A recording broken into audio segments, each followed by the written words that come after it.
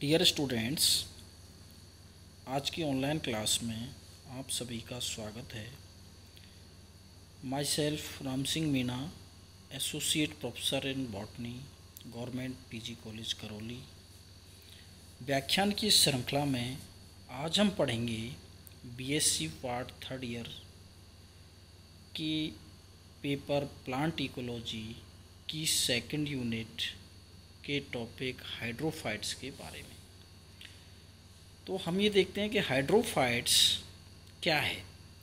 तो हाइड्रोफाइट्स का संधि विच्छेद करें तो यह है ग्रीक वर्ड हुडर, यानी वाटर, एंड फाइटोन, अर्थात फाइटोन का अर्थ है प्लांट, अर्थात वाटर प्लांट से मिलकर बना होता है, या जल पादप जिन्हें हम जलोद्भिद कहते हैं। तो इसकी डेफिनेशन है पूर्ण या आंशिक रूप से जल या जल से संतृप्त मिट्टी में उगने वाले पादपों को जलोद्भिद कहते हैं, या जलीय आवास में पाए जाने वाले पादपों को जलोद्भिद कहा जाता है, सरल भाषा में जिसे हम कह सकते हैं। ये पादप पूर्ण रूप से या आंशिक रूप से जलीय वातावरण में डूबे रहते हैं। जलीय आवास में जल ताज़ा अथवा लवणीय कोई भी हो सकता है। इन दोनों प्रकार के जल में पाए जाने वाले पौधों तथा उनके अनुकूलनों में विविधता पाई जाती है। विकास के दौरान अनेक प्रकार के आकारकीय, आंतरिक संरचना तथा कार्यकीय परिवर्तन आने के फलस्वरूप समोद्भिद पादपों का जलीय आवासों के लिए अनुकूलन हो गया है, अर्थात जलीय पादपों की उत्पत्ति मीजोफाइट से हुई होगी। तो अब हम जलोद्भिद पादपों का उनके जो जीवन रूप हैं, लाइफ फॉर्म है, उनके आधार पर वर्गीकरण कर सकते हैं। तो जलोद्भिद पादपों का वर्गीकरण उनके जीवन रूपों, लाइफ फॉर्म्स के आधार पर 2 भागों में किया जा सकता है। फर्स्ट है फाइटोप्लैंक्टोन्स नॉन वैस्कुलर, सेकंड मैक्रोफाइट्स संवहनी या गुरु पादप, मैक्रोफाइट्स वैस्कुलर, अर्थात जिसमें संवहन तंत्र विकसित हो गया है। संवहनी जलोद्भिदी पादपों को वायु, जल तथा जलाशय की तल की मृदा से संबंध के आधार पर निम्न समूहों में बांटा गया है। फर्स्ट है निमग्न जलोद्भिद अर्थात सबमर्ज्ड प्लांट, सेकंड प्लावी जलोद्भिद, फ्लोटिंग प्लांट, थर्ड जलस्थलीय जलोद्भिद अर्थात एम्फीबियस प्लांट। तो आगे हम डिटेल देखते हैं निमग्न जलोद्भिद। तो इसको भी हम 2 टाइपों में डिवाइड कर सकते हैं, निमग्न निलंबी अर्थात सबमर्ज्ड सस्पेंडेड, और निमग्न स्थिर जलोद्भिद सबमर्ज्ड रूटेड। फ्लोटिंग को भी हम स्वतंत्र प्लावी जलोद्भिद और स्थिर प्लावी जलोद्भिद में डिवाइड कर सकते हैं। आगे हम डिटेल पढ़ते हैं निमग्न जलोद्भिद अर्थात सबमर्ज्ड प्लांट्स।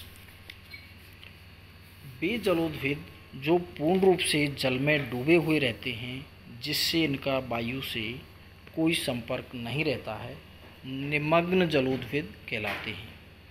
ये पानी के छिछले क्षेत्र तक ही सीमित रहते हैं, जिससे प्रकाश की उपयुक्त मात्रा ग्रहण कर सकें। निमग्न जलोद्भिदों को निम्नलिखित 2 वर्गों में वर्गीकृत किया जा सकता है। फर्स्ट है निमग्न निलंबी जलोद्भिद अर्थात सबमर्ज्ड सस्पेंडेड हाइड्रोफाइट्स। ये जलोद्भिद जल में डूबे हुए या निमग्न रहते हैं। इनमें मूलों का अभाव होता है, अर्थात ये जलाशय के तल की मृदा में स्थिर नहीं होते हैं। इनके स्तंभ लंबे तथा पत्तियां प्राय छोटी या काफ़ी कटी फटी होती हैं। ये जल की धाराओं के साथ दूर दूर तक चले जाते हैं। उदाहरण सेरेटोफिलम, यूट्रिकुलेरिया, नाजास, कभी कभी हाइड्रला आदि। जैसा कि हम डायग्राम में देख रहे हैं, पूरा plant submerged leaf and stem submerged हैं, अर्थात निमग्न हैं, डूबी हुई है। सेकंड टाइप है इसका निमग्न स्थिर जलोद्भिद। इस प्रकार के जलोद्भिद जल में निमग्न लेकिन मूलों द्वारा जलाशय की तल की मृदा में स्थिर रहते हैं, अर्थात सबमर्ज तो रहते हैं लेकिन जड़ों से स्थिर रहते हैं, जैसे हाइड्रला, बेलिस्नेरिया, आइसोटिस आदि। जैसा कि हमें डायग्राम में दिख रहा है, इसके रूट्स जो हैं हम देख सकते हैं, रूट्स मिट्टी में लगे हुए हैं। सेकंड जो मेजर टाइप है प्लावी जलोद्भिद अर्थात फ्लोटिंग हाइड्रोफाइट्स।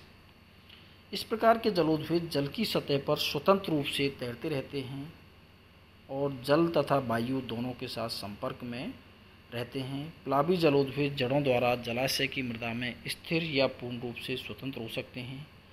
इसी आधार पर प्लावी जलोद्भिदों को दो वर्गों में वर्गीकृत किया गया है। फर्स्ट है स्वतंत्र प्लावी जलोद्भिद, फ्री फ्लोटिंग हाइड्रोफाइट्स। इस प्रकार के जलोद्भिदों का जलाशय की पेंदे की मृदा से कोई संबंध नहीं होता है, अर्थात स्वतंत्र रूप से जल की सतह पर तैरते हैं। ये पादप वायु तथा जल दोनों के संपर्क में रहते हैं, उदाहरण लेमना, वुल्फिया, पिस्टिया आदि। जैसा कि हम डायग्राम में देख रहे हैं, इनका जल की सतह पर फ्री फ्लोटिंग अर्थात स्वतंत्र रूप से तैर रहे हैं, मिट्टी से कोई संपर्क नहीं है। सेकंड टाइप है स्थिर प्लावी जलोद्भिद। जैसे कि नाम से स्पष्ट है, ये स्थिर हैं, अर्थात इन जलोद्भिदों की जड़ें जलाशय की कीचड़ में या मड में स्थिर रहती हैं तथा पत्तियां जल की सतह पर प्लावी अवस्था में रहती हैं। पत्तियों तथा पुष्पीय भागों के अतिरिक्त पादपों का शेष भाग जल के अंदर रहता है। For example Nymphaea, Nelumbo, Trapa etc। जैसा कि हम डायग्राम में देख सकते हैं। थर्ड टाइप है जल स्थलीय जलोद्भिद। इन पादपों का नीचे का कुछ भाग जल में तथा शेष भाग वायु में रहता है। प्रकंद तथा मूलें पानी के नीचे कीचड़ में रहती हैं तथा प्ररोह तंत्र का कुछ भाग या अधिकांश भाग वायव होता है। दलदली आवास में उगने वाले पौधे इसी वर्ग में आते हैं। इस समूह या वर्ग के पादप जैसे सेजिटेरिया, रेननकुलस, एक्वाटिलस तथा मोनोकोरिया में प्ररोह का कुछ भाग जल में तथा कुछ भाग वायु में रहता है। इनमें हेट्रोफिली अर्थात विषम पर्णता पाई जाती है, अर्थात दो तरह की पत्तियां पाई जाती हैं। सिरपस तथा साइपेरस जो दलदली पौधों के नाम से जाने जाते हैं का संपूर्ण प्ररोह भाग वायवीय होता है।